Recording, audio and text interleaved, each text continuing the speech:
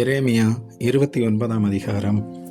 எகோனியா என்னும் ராஜாவும் ராஜஸ்திரியும் பிரதானிகளும் யூதாவிலும் எருசலேமிலுமுள்ள பிரபுக்களும் தச்சரும் கொல்லரும் எருசலேமை விட்டு புறப்பட்டு போன பிற்பாடு எரேமியா தீர்க்கதரிசி சிறைப்பட்டு போன மூப்பர்களில் மீதியானவர்களும் ஆசாரியர்களுக்கும் தீர்க்கதரிசிகளுக்கும் நேபுகாத் நேச்சார் சிறைப்படுத்தி எருசலேமிலிருந்து பாபிலோனுக்கு கொண்டு போன சகல ஜனங்களுக்கும் எழுதி, யூதாவின் ராஜாவாகிய சிதேக்கியா பாபிலோன் ராஜாவாகிய நேபுகாத் நேச்சாரிடத்தில் கொடுக்கும்படி சாப்பானின் குமாரனாகிய எலேயாசாரின் கையிலும் இல்கியாவின் குமாரனாகிய கெமரியாவின் கையிலும் கொடுத்து, எருசலேமிலிருந்து பாபிலோனுக்கு அனுப்பின நிருபத்தின் விவரம்.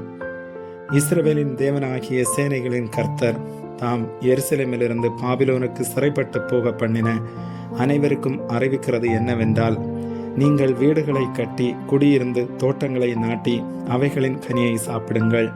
நீங்கள் பெண்களை விவாகம் பண்ணி குமாரரையும் குமார்த்திகளையும் பெற்று உங்கள் குமாரருக்கு பெண்களை கொண்டு உங்கள் குமார்த்திகளை புருஷருக்கு கொடுங்கள். இவர்களும் குமாரரையும் குமார்த்திகளையும் பெறட்டும். நீங்கள் அங்கே குறுகாமல் பெருகி நான் உங்களை சிறைப்பட்டு போக பண்ணின பட்டணத்தின் சமாதானத்தை தேடி அதற்காக கர்த்தரை விண்ணப்பம் பண்ணுங்கள். அதற்கு சமாதானமாயிருக்கையில் உங்களுக்கும் சமாதானமாயிருக்கும். மேலும் உங்கள் நடுவில் இருக்கிற உங்கள் தீர்க்கதரிசிகளும் உங்கள் குறிக்காரரும் உங்களை மோசம் போக்க விட்டாதிருங்கள்.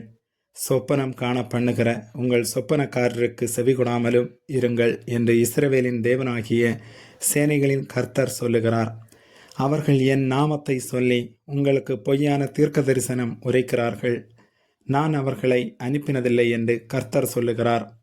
பாபிலோனிலே 70 வருஷம் நிறைவேறின பின்பு நான் உங்களை சந்தித்து உங்களை இவ்விடத்துக்கு திரும்பி வர பண்ணும்படிக்கு உங்கள் மேல் என் நல்வார்த்தையை நிறைவேற பண்ணுவேன் என்று கர்த்தர் சொல்லுகிறார். நீங்கள் எதிர்பார்த்திருக்கும் முடிவை உங்களுக்கு கொடுக்கும்படிக்கு நான் உங்கள் பேரில் நினைத்திருக்கிற நினைவுகளை அறிவேன் என்று கர்த்தர் சொல்லுகிறார். அவைகள் தீமைக்கல்ல, சமாதானத்துக்கு ஏதுவான நினைவுகளை. அப்பொழுது நீங்கள் கூடி வந்து என்னை தொழுது கொண்டு என்னை நோக்கி விண்ணப்பம் பண்ணுவீர்கள். நான் உங்களுக்கு செவி கொடுப்பேன்.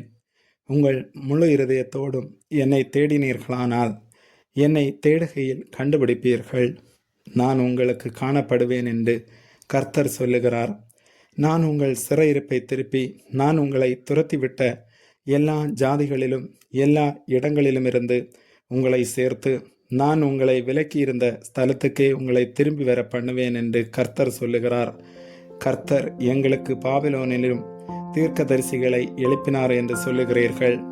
ஆனால் தாவீதின் சிங்காசனத்தில் உட்கார்ந்திருக்கிற ராஜாவை குறித்தும் உங்களோட கூட சிறையிருப்பில் புறப்பட்டு போகாமல் இந்த நகரத்தில் குடியிருக்கிற உங்கள் சகோதரராகிய எல்லா ஜனங்களை குறித்தும் இதோ நான் பட்டயத்தையும் பஞ்சத்தையும் கொள்ளை நோயையும் அவர்களுக்குள் அனுப்புவேன் என்று கர்த்தர் சொல்லுகிறார். புசிக்கத்தகாத கெட்டுப்போன அத்திப்பழங்களுக்கு அவர்களை ஒப்பாக்குவேன் என்று சேனைகளின் கர்த்தர் சொல்லுகிறார். அவர்கள் என் வார்த்தைகளை கேளாமற் போனபடியால் நான் அவர்களை பட்டயத்தாலும் பஞ்சத்தாலும் கொள்ளை நோயாலும் பின்தொடர்ந்து அவர்களை பூமியிலுள்ள எல்லா ராஜ்யங்களிலும் அலைந்து திரிகிறவர்களாகவும் நான் அவர்களை துரத்துகிற எல்லா ஜாதிகளிடத்திலும் சாபமாகவும் பாழாகவும் ஈசலிடுதலுக்கிடமாகவும் நிந்தையாகவும் வைப்பேன் என்று கர்த்தர் சொல்லுகிறார். நான் உங்களிடத்திற்கு தீர்க்கதரிசிகளாகிய என் ஊழியக்காரரை ஏற்கனவே அனுப்பி கொண்டே இருந்தும் நீங்கள் செவிகொடாமற் போனீர்களே என்று கர்த்தர் சொல்லுகிறார். இப்போதும் சிறையிருக்கும்படி நான் எருசலேமிலிருந்து பாபிலோனுக்கு அனுப்பிவிட்ட நீங்கள் எல்லோரும் கர்த்தருடைய வார்த்தையை கேளுங்கள்.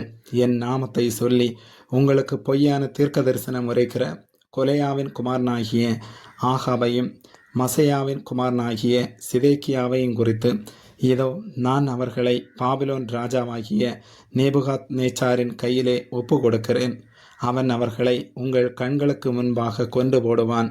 பாபிலோன் ராஜா அக்கினியினால் சுட்டு போட்ட சிதேக்கியாவுக்கும் ஆகாபுக்கும் கர்த்தர் உன்னை சமானமாக்க கடவார் என்று அவர்களை குறித்து ஒரு சாப வார்த்தை பாபிலோனிலே சிறையிருக்கிற யூதா அனைவருக்குள்ளும் வழங்கும் என்று இஸ்ரவேலின் தேவனாகிய சேனைகளின் கர்த்தர் சொல்லுகிறார்.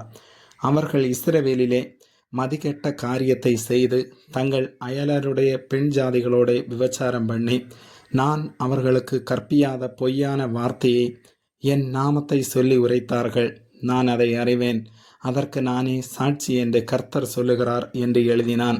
பின்னும் கர்த்தர் என்னை நோக்கி, நீ நெகேலாமியனாகிய செமையாவுக்கும் சொல்லி அனுப்ப வேண்டியது என்னவென்றால், நீ எருசலேமில் இருக்கிற எல்லா ஜனங்களுக்கும் மசேயாவின் குமாரனாகிய செப்பனியா என்னும் ஆசாரியனுக்கும் மற்ற ஆசாரியர்களுக்கும் உன் நாமத்திலே நிருபத்தை எழுதி அனுப்பினது என்னவென்று இஸ்ரவேலின் தேவனாகிய சேனைகளின் கர்த்தர் சொல்லுகிறார்.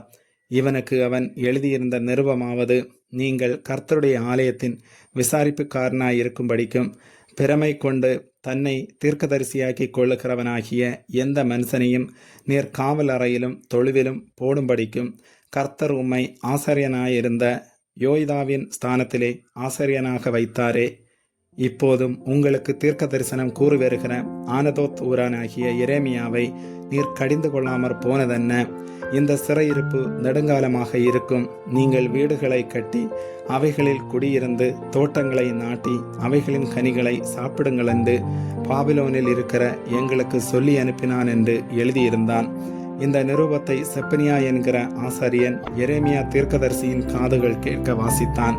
ஆதலால் கர்த்தருடைய வார்த்தை எரேமியாவுக்கு உண்டாகி, அவர் சிறையிருக்கிற அனைவருக்கும் நீ சொல்லி அனுப்ப வேண்டியது என்னவென்றால், நெகேலேமியனாகிய செமையாவை குறித்து, கர்த்தர் செமையாவை நான் அனுப்பாதிருந்தும் அவன் உங்களுக்கு தீர்க்க தரிசனம் சொல்லி உங்களை பொய்யை நம்ப பண்ணுகிறபடியினால், இதோ நான் நெகேலாமியனாகிய செமையாவையும் அவன் சந்ததியையும் தண்டிப்பேன். இந்த ஜனத்தின் நடுவிலே குடியிருப்பவன் ஒருவனும் அவனுக்கு இல்லாதிருப்பான்.